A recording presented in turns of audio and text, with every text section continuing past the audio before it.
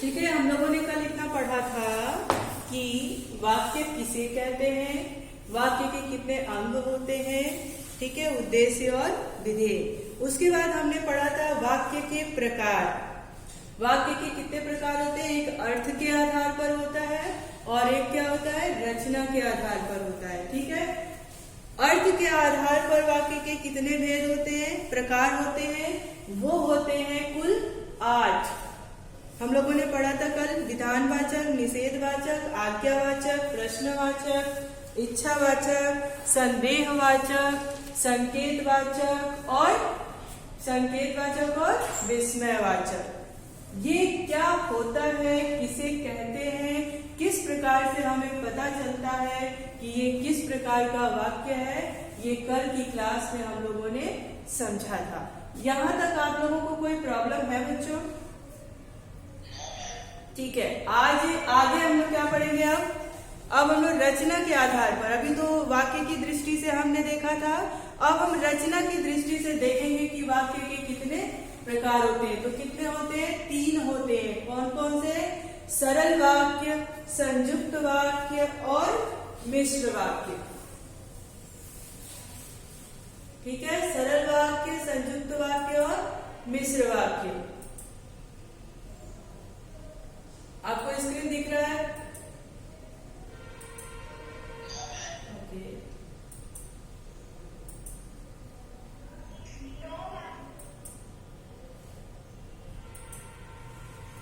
अब दिख रहा है? ठीक, तो देखिए, अभी कल हम लोगों ने अर्थ की दृष्टि से देखा था, आज हम देखेंगे रचना की दृष्टि से। ठीक है, रचना की दृष्टि से वाक्य के प्रकार। ठीक है,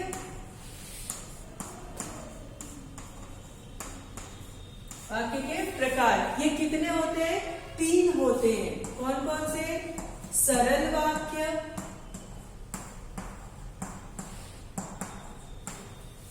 दूसरा क्या होता है, संयुक्त वाक्य, और तीसरा होता है मिश्र वाक्य। ठीक है, अब आप कहोगे कि मैम ये तो आपने बता दिया कि रचना की दृष्टि से वाक्य के 3 प्रकार होते हैं, सरल वाक्य, संयुक्त वाक्य और मिश्र वाक्य। ठीक है, फिर आप सोच रहे हो अच्छा इतना तो मैम ने बता दिया, भाई अब ये सरल और संयुक्त, ये मिश्र, ये क्या होता है ना? तो अब उसके विषय में हम लोग जानेंगे कि ये क्या होता है। तो पहले हम लोग बात करेंगे सरल वाक्य के विषय में। सरल वाक्य या फिर साधारण वाक्य कह लीजिए। ठीक है, सरल वाक्य,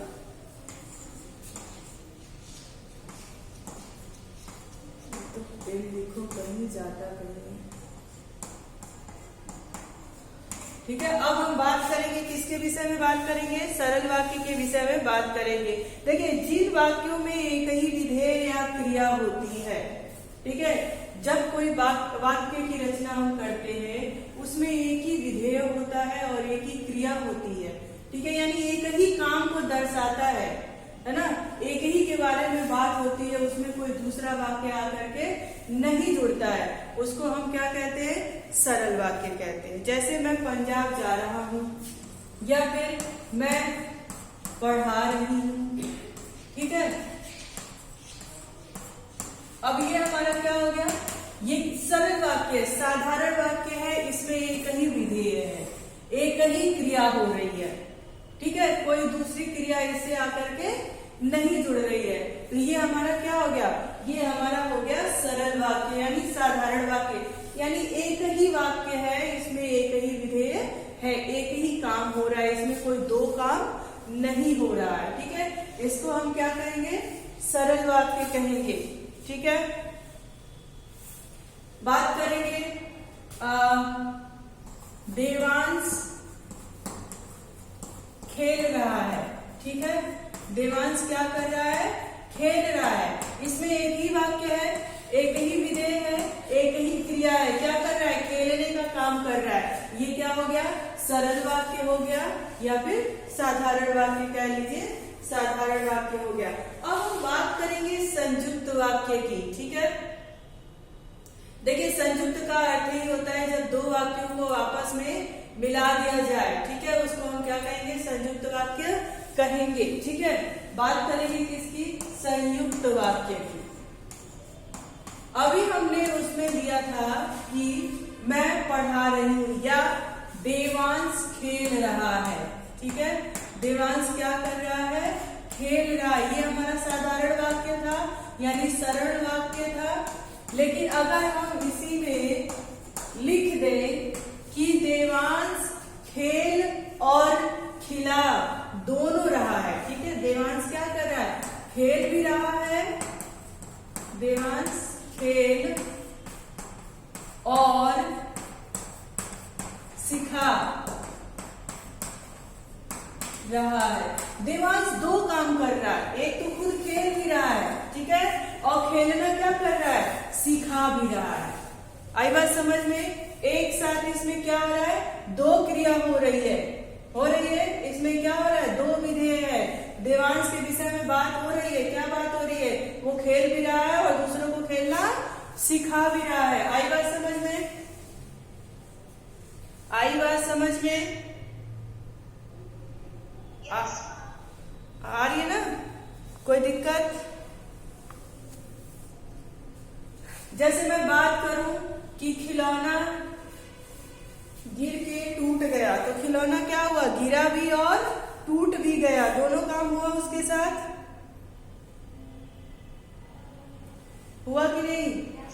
जैसे ही खिलौना नीचे गिरा वो टूट गया, तो खिलौना गिर भी गया और खिलौना क्या हो गया, टूट भी गया, दोनों काम उसके साथ हो गया। ये क्या हो गया, दो छोटे छोटे उपवाक्यों को आपस में मिला दिया गया है। और किससे मिला दिया गया है, ये और से। और एक तरह और आप समझोगे, जब किसी वाक्य में और लग जाए, तथा लग जाए, किंतु परंतु लग जाए, है ना, तो वहां पर क्या होता है, संयुक्त वाक्य हो जाता है। यानी कहने का कुल अर्थ, जब दो उपवाक्यों को आपस में मिला दिया जाए वहां पर हो जाता है संयुक्त वाक्य। ठीक है, जैसे माता जी खाना या फिर माता जी भोजन बना और खिला रही है। क्या कर रही है, माता जी भोजन बना भी रही है और उसी भोजन को क्या कर रही है, खिला भी रही है। हमने क्या किया, इस और से दो उपवाक्यों को आपस में जोड़ दिया। यहां तक क्लियर है बच्चों? यहां तक क्लियर है? क्लियर है? अच्छा, हम बात करें कि महिलाओं ने कारखाने में काम किया और घर चली गई। ठीक है, महिलाओं ने क्या किया, महिलाओं ने कारखाने में, कारखाने में काम किया और घर चली गई। हमने दो उपवाक्यों को क्या किया, दो उपवाक्यों को आपस में जोड़ दिया, तो यही क्या हो गया, संयुक्त वाक्य हो गया। हमने दो उपवाक्यों को आपस में मिला दिया, संयुक्त कर दिया। अच्छा, यहाँ तक आप लोगों को कोई परेशानी बच्चों? ठीक, बहुत बढ़िया। अब हम बात करेंगे मिश्र वाक्य की। मिश्र वाक्य का मतलब है जहां पर दो या तीन उपवाक्यों को, दो से अधिक उपवाक्यों को जब आपस में जोड़ दिया जाए वहां पर क्या हो जाता है, मिश्र वाक्य हो जाता है। जैसे अभी हमने बात किया था कि खिलौना नीचे गिरा और टूट गया, ये हमारा क्या हो गया था, संयुक्त वाक्य हो गया था। नीचे गिरते ही खिलौना टूट गया, ये हमारा क्या हो गया था, सरल वाक्य हो गया था। लेकिन उसी वाक्य में हमने लिख दिया कि जैसे ही खिलौना गिरा, जैसे ही खिलौना नीचे गिरा कि टूट गया, है ना। हमने क्या किया, जैसे ही खिलौना नीचे गिरा की, देखो हमने किससे इसको जोड़ा है, की से, है ना, जैसे और की। तो क्या हुआ, जैसे ही खिलौना, जैसे नीचे खिलौना गिरा, जैसे ही नीचे खिलौना गिरा, क्या हो गया, टूट गया, है ना। यहाँ पर क्या हो गया, मिश्र वाक्य हो गया। देखो, जिन वाक्यों में एक से अधिक सरल वाक्य इस प्रकार जुड़े हों कि उनमें एक मुख्य या प्रधान उपवाक्य हो और अन्य आश्रित उपवाक्य हो, तो उन्हें हम क्या कहते हैं, मिश्रित वाक्य कहते हैं। जैसे मैंने एक पेन खरीदा जिसमें क्या होती है, लाइट जलती है। मैंने एक पेन खरीदा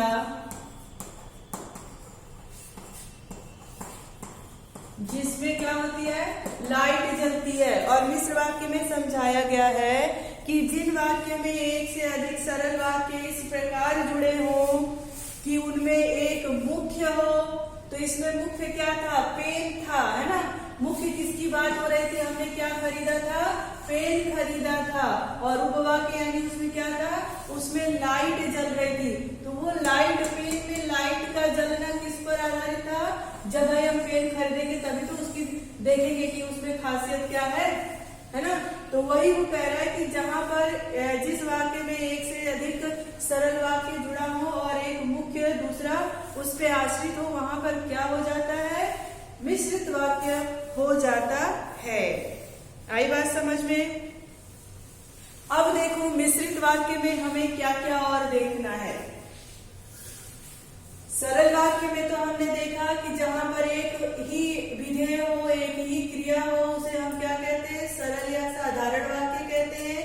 संयुक्त वाक्य में हमने देखा कि जब दो उपवाक्य आपस में जुड़ते हैं, ठीक है, उसमें बीच में जुड़ने का एक शब्द होता है और, या, किंतु, है ना। जब ऐसे शब्द से वो दो उपवाक्य आपस में जुड़ जाते हैं उसको हम कहते हैं संयुक्त वाक्य। और मिश्र वाक्य किसे कहते हैं, जहां पर एक से अधिक सरल वाक्य इस प्रकार जुड़े हों कि मुख्य या प्रधान उपवाक्य हो और अन्य उपवाक्य हो, तो उन्हें मिश्रित वाक्य कहते हैं। ठीक है, अब देखिए उसमें हमें क्या क्या देखना है। आश्रित उपवाक्य के 3 प्रकार होते हैं। हमने अभी इसमें पढ़ा है ना, आश्रित उपवाक्य यानी एक तो प्रधान होता है और दूसरा क्या होता है, पहले पर आश्रित होता है। ठीक है, तो आश्रित उपवाक्य के भी कितने प्रकार होते हैं, 3 होते हैं। ठीक है, आश्रित उपवाक्य के कितने प्रकार होते हैं, 3 होते हैं। कौन कौन से होते हैं, संज्ञा उपवाक्य, विशेषण उपवाक्य और क्रिया विशेषण उपवाक्य। ठीक है, कौन कौन से होते हैं, संज्ञा, विशेषण और क्रिया उपवाक्य। ठीक है, क्रिया विशेषण उपवाक्य। आप संज्ञा जानते ही हो कि किसे कहते हैं, किसी भी व्यक्ति, वस्तु, स्थान आदि के नाम को हम क्या कहते हैं, संज्ञा कहते हैं। ठीक है, विशेषण कहते हैं किसे, जब वो किसी वस्तु, व्यक्ति, स्थान की विशेषता को बताता है ना, उसको विशेषण कहते हैं। और क्रिया विशेषण किसे कहते हैं, जब उसकी क्रिया की विशेषता को बताए, वहां पर हम क्या कहते हैं, क्रिया विशेषण कहते हैं। ठीक है, अब आइए हम लोग बात करेंगे कि ये संज्ञा उपवाक्य क्या है। ठीक, समझ में आ रहा है आप लोगों को क्लास, समझ में आ रहा है, हेलो, कोई दिक्कत, कोई दिक्कत किसी को, ओके, दिक्कत होगी तो तुरंत पूछना, तुरंत बताया जाएगा। ठीक है, स्क्रीन दिख रही है बच्चों,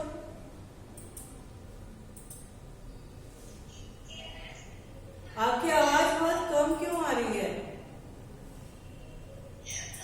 आप लोगों की आवाज इतनी कम क्यों आ रही है,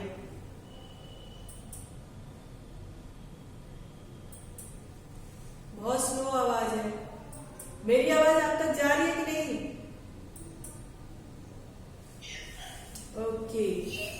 चेक। Okay okay. हाँ तो देखो अभी इसके आगे नहीं पढ़ेंगे, एक बार इसको फिर से रिवाइज करते हैं कि अभी तक हमने क्या पढ़ा इसमें। ठीक है, तो देखो पहले तो हमने क्या देखा था, पहले आज हमने क्या पढ़ा, कल तो हमने पढ़ा था कि अर्थ की दृष्टि से वाक्य की कितने प्रकार होते हैं, तो 8। रचना की दृष्टि से वाक्य के कितने प्रकार होते हैं, तो 3 होते हैं। एक तो होता है हमारा सरल वाक्य, दूसरा होता है संयुक्त वाक्य, तीसरा होता है मिश्र वाक्य। ठीक है, सरल वाक्य या साधारण वाक्य जिसमें एक ही विधेय हो, एक ही क्रिया हो, है ना, उसको हम क्या कहेंगे, सरल वाक्य कहेंगे। साधारणतः जो समझ में आ गया वो। ठीक, संयुक्त वाक्य क्या है, जब दो उपवाक्यों को आपस में जोड़ दिया जाए, जहां पर 2 क्रिया समझ में आए, वो हमारा क्या हो जाता है, संयुक्त वाक्य हो जाता है। ठीक है, मिश्र वाक्य हमारा क्या है, मिश्रित का अर्थ ही है मिला जुला, एक से अधिक वाक्य को आपस में मिला देना, है ना। तो जिन वाक्यों में एक से अधिक सरल वाक्य हो, यही सरल वाक्य उपवाक्य भी कहते हैं, यानी एक से अधिक वाक्य, एक से अधिक क्रिया उपवाक्यों के रूप में जब आपस में जुड़ जाती है, और एक मुख्य होता है, दूसरा क्या होता है, आश्रित होता है। ठीक है, तो उसी को हम क्या कहते हैं, आश्रित उपवाक्य यानी मिश्रित वाक्य कहते हैं। ठीक, उसके बाद हमने बात करना है कि ये आश्रित उपवाक्य, हाँ यस बच्चा, हाँ बताओ, हाँ बोलो।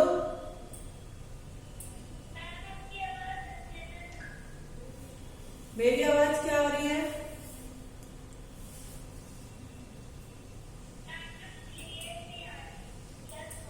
अब आ रही है, अब मेरी आवाज आ रही है अब तक, ओके ठीक ठीक।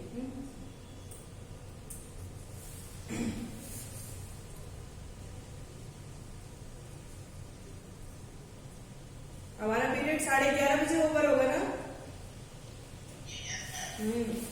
ठीक है, तो हम लोगों ने एक बार फिर से रिपीट करती हूँ। ठीक है, कल हम लोगों ने पढ़ा था वाक्य रचना, वाक्य किसे कहते हैं। उसके बाद हमने देखा था कि वाक्य के कितने भेद होते हैं, अंग होते हैं, तो 2 अंग होते हैं। उसके बाद हमने देखा था कि कौन कौन से, तो उद्देश्य और विधेय। कल हमने ये भी जाना था कि उद्देश्य किसे कहते हैं, जिसके विषय में बात है, जो जिसके लिए हम बात करते हैं वो उद्देश्य होता है यानी प्रमुख वाक्य, और जो उस पर आश्रित होता है यानी उसके विषय में जो बात करते हैं वो क्या होता है, हमारा विधेय होता है। ठीक है, उसके बाद हमने देखा था कि वाक्य के प्रकार कितने हैं, तो वाक्य के 2 प्रकार हैं, अर्थ के आधार पर और रचना के आधार पर। ठीक है, अर्थ के आधार पर वाक्य के कितने भेद हैं, कितने प्रकार हैं, वो 8 हैं। विधानवाचक, निषेधवाचक, आज्ञावाचक, प्रश्नवाचक, इच्छावाचक, संदेहवाचक, संकेतवाचक और विस्मयवाचक। आज हम लोग चर्चा कर रहे थे रचना के आधार पर वाक्य के प्रकार, भेद। ठीक है, तो रचना के आधार पर वाक्य के कितने भेद होते हैं, 3 होते हैं। पहला होता है सरल वाक्य, दूसरा मिश्रित वाक्य, तीसरा क्या है, संयुक्त वाक्य। ठीक है, सरल वाक्य किसे कहते हैं, जिस वाक्य में एक ही विधेय या क्रिया होती है। ठीक है, उदाहरण से हमने समझाया था कि देवांश क्या कर रहा है, खेल रहा है, श्रेया क्या कर रही है, पढ़ रही है ना, तो उसमें एक ही क्रिया हो रही है, एक ही विधेय है, इसलिए वो हमारा क्या हो गया, सरल वाक्य हो गया। आई बात समझ में, बात समझ में आ रही है। हाँ, तो जहां पर एक ही क्रिया हो, एक ही विधेय हो, वो क्या है, जहां पर एक ही वाक्य हो वो क्या है, वो हमारा सरल वाक्य है। अब बात करेंगे हम संयुक्त वाक्य की, है ना। तो जिस वाक्यों में 2 या 2 से अधिक स्वतंत्र उपवाक्य किसी संयोजक द्वारा, संयोजक यानी मैंने बताया था ना, और, तथा, है ना, ऐसे वाक्यों से, संयोजक वाक्यों से जब उनको जोड़ दिया जाए तो वहां पर क्या हो जाता है, संयुक्त वाक्य हो जाता है। जैसे उदाहरण देखिए, दीदी घर का सारा काम करती है और नौकरी भी करती है। यानी दो उपवाक्यों को एक संयोजन के द्वारा जोड़ दिया गया और शब्द से क्या कर दिया गया, जोड़ दिया गया, है ना। हमने क्या कर दिया कि दीदी घर का सारा काम करती है, दीदी घर का सारा काम करती है। ठीक है, एक हमारा ये क्या हो गया, एक वाक्य हो गया। फिर हमने इसको किससे जोड़ा, और से। यही इसी को कहते हैं संयोजन। ठीक है, हमने किससे जोड़ दिया इसको, और से। और क्या करती है, और नौकरी भी करती है, नौकरी भी करती है। यानी दीदी दो काम करती है, घर का सारा काम भी करती है और उसके बाद नौकरी भी करती है। तो हमने क्या किया, इस दो सरल वाक्यों को, साधारण वाक्यों को और संयोजक के द्वारा क्या कर दिया, जोड़ दिया। आई बात समझ में, आई बात समझ में। हाँ, इसको हम क्या कहेंगे, संयुक्त वाक्य कहेंगे। ठीक है, अब हम बात करेंगे मिश्रित वाक्य पे। तो मिश्रित वाक्य में हमने बताया कि जिन वाक्यों में से अधिक सरल वाक्य इस प्रकार जुड़े हों कि उसमें एक मुख्य या प्रधान उपवाक्य हो और अन्य क्या हो, उस पर आश्रित हो, तो उन्हें हम क्या कहेंगे, मिश्रित वाक्य कहेंगे। जैसे मेरा विद्यालय वहां है जहां दिल्ली का जल बोर्ड का दफ्तर है। ठीक है, तो इसमें एक मुख्य वाक्य क्या है, विद्यालय की बात कर रहा है।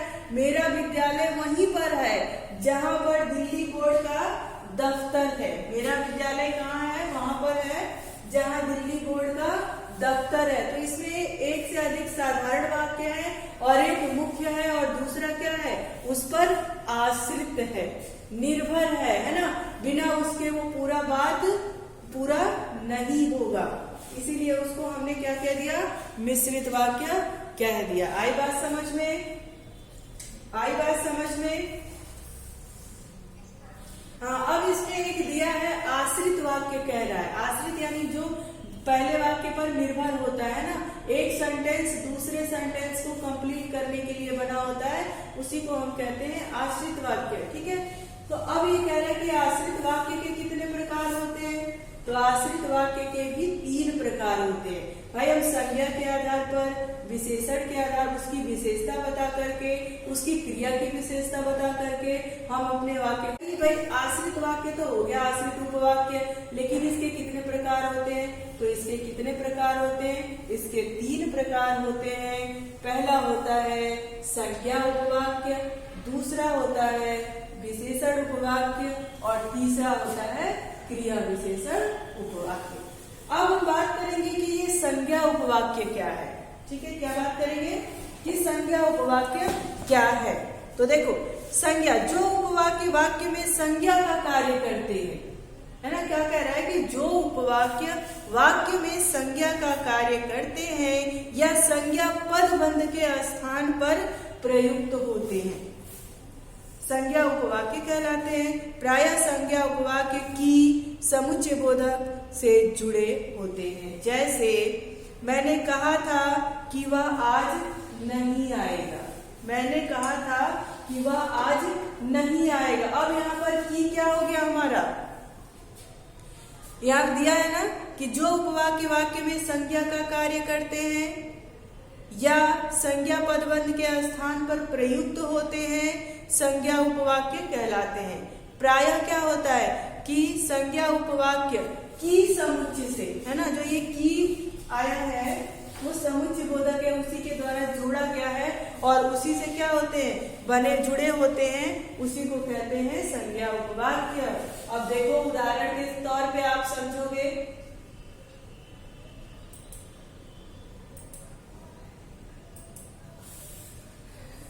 हाँ देखिए, कहा इसमें लिखा है कि मैंने कहा था,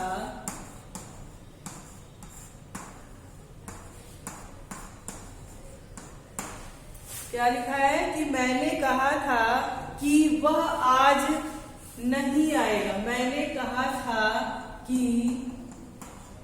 वह आज नहीं आएगा। आपने इसमें पढ़ा था संज्ञा उपवाक्य में कि संयोजक के द्वारा वाक्य क्या होता है, की संयोजक के द्वारा वाक्य को जोड़ दिया जाता है। तो मैंने कहा था, ठीक, वह आज नहीं आएगा, ठीक है, लेकिन हमने इसको जोड़ा किससे, की से जोड़ दिया। अब ये क्या हो गया, ये हो गया संज्ञा उपवाक्य। आई बात समझ में, आई बात समझ में, क्लास आपको समझ में आया? बोलो भाई।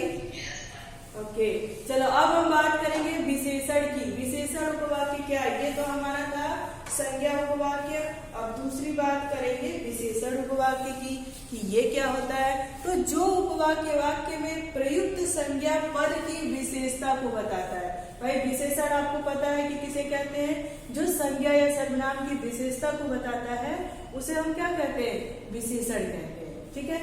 तो अब यहाँ पर भी यही बात कह रहा है कि जो उपवाक्य संज्ञा प्रायः जो उपवाक्य वाक्य में प्रयुक्त पद की विशेषता को बताता है उसे हम क्या कहते हैं, विशेषण। अब देखो क्या बात हो गई, जिसने लाल रंग की कमीज पहनी हुई है, ठीक है। देखो वाक्य क्या है, जिसने लाल रंग की कमीज पहनी है, ठीक है। अब देखो इसमें बात तो कर रहा है किसकी, कमीज की, कुर्ते की बात कर रहा है, लेकिन उस कुर्ते की विशेषता क्या है, विशेषता ये है कि वो लाल रंग की है। आई बात समझ में, इस कमीज की विशेषता क्या है कि वो लाल रंग की है। और यही तो बताया गया है ना कि जो उपवाक्य वाक्य में प्रयुक्त संज्ञा पद की किसी भी वस्तु, व्यक्ति या स्थान, तो कमीज क्या है, वस्तु ही है ना, कपड़ा है, ठीक है, तो उसकी विशेषता को बताता है। तो यहाँ पर क्या है, जिसने लाल रंग की कमीज पहनी थी, है ना, जिसकी भी बात कर रहा है, संज्ञा व्यक्ति की बात कर रहा है, ठीक है। अब वो कमीज कैसी थी, कमीज कैसी थी, लाल रंग की थी। यहाँ पे आ गया समझ में कि क्या विशेषण उपवाक्य होता है। आई बात समझ में, आ रही बात समझ में क्लास, कोई दिक्कत? फिर आप बोल क्यों नहीं रहे हो, बड़ा कम बोल रहे हो आप, ठीक है। अब देखो यही पे बात कर रहा है, वो हो गया हमारा संज्ञा उपवाक्य, दूसरा हो गया हमारा विशेषण उपवाक्य। अब हम बात करेंगे क्रिया विशेषण की। क्रिया विशेषण आपको पता है कि जब वहां पर क्रिया की विशेषता यानी किए गए कामों की जहां पर विशेषता बताई जाती है वो हमारा क्या होता है, क्रिया विशेषण होता है, ठीक है। तो क्रिया विशेषण उपवाक्य क्रिया विशेषण शब्दों की भांति यानी तरह ही क्रिया की विशेषता बताते हैं, अर्थात क्रिया के घटित होने के समय, स्थान, रीति, परिणाम, कारण आदि की सूचना वाक्यों में मिलती है। अब क्या मिलती है, जब मैं स्टेशन पहुंचा तो क्या हुआ, गाड़ी जा चुकी थी। मैंने कौन सा काम किया, स्टेशन पहुंचने का काम किया, लेकिन जैसे ही मैं स्टेशन पहुंचा उसके पहले ही क्या हो गई थी, गाड़ी जा चुकी थी, है ना। मैं क्या हो गया था, लेट हो गया था, ठीक है। तो यहाँ पर क्या हो गया, क्रिया यानी क्रिया विशेषण उपवाक्य हो गया। आई बात समझ में, आई बात समझ में, आई बात समझ में बच्चों। तो संज्ञा किसी वस्तु, संज्ञा किसे कहेंगे, किसी वस्तु, व्यक्ति या स्थान आदि के नाम को हम क्या कहते हैं, संज्ञा कहते हैं। विशेषण क्या होता है, जब किसी संज्ञा या सर्वनाम की विशेषता को बताया जाए, उस वाक्य में विशेषण आए, है ना, किसी व्यक्ति के या संज्ञा के विशेषता को वहां पर उस वाक्य में दर्शाया गया हो। जैसे यहाँ पे हमने कहा था कि मैंने कहा था कि वह नहीं आएगा, है ना। तो ये हमारा संज्ञा हो गया था। फिर हमने क्या कहा कि जिसने लाल रंग की कमीज पहनी थी, ठीक है, तो हमने क्या किया, विशेषता बताया, उस कमीज की विशेषता क्या थी, लाल रंग की थी। ठीक, अब हम बात करेंगे क्रिया विशेषण की। तो आपको पता है कि जहां पर भी किसी की क्रिया की विशेषता बताई जाए वो हमारा क्या होता है, तो क्रिया विशेषण होता है। अब जैसे है कि जब मैं स्टेशन पहुंचा तो ट्रेन जा चुकी थी। मैं जैसे ही विद्यालय गया थोड़ा लेट हो चुका था। मैं जैसे ही बस पकड़ने के लिए गया वैसे ही बस क्या हो गई, आगे बढ़ गई। ये हमारा क्या हो गया, क्रिया विशेषण हो गया। तो वाक्य रचना क्या है आप लोगों को अब समझ में आ गया होगा। यदि कोई दिक्कत परेशानी होगी तो आप लोग मुझसे पूछ सकते हो।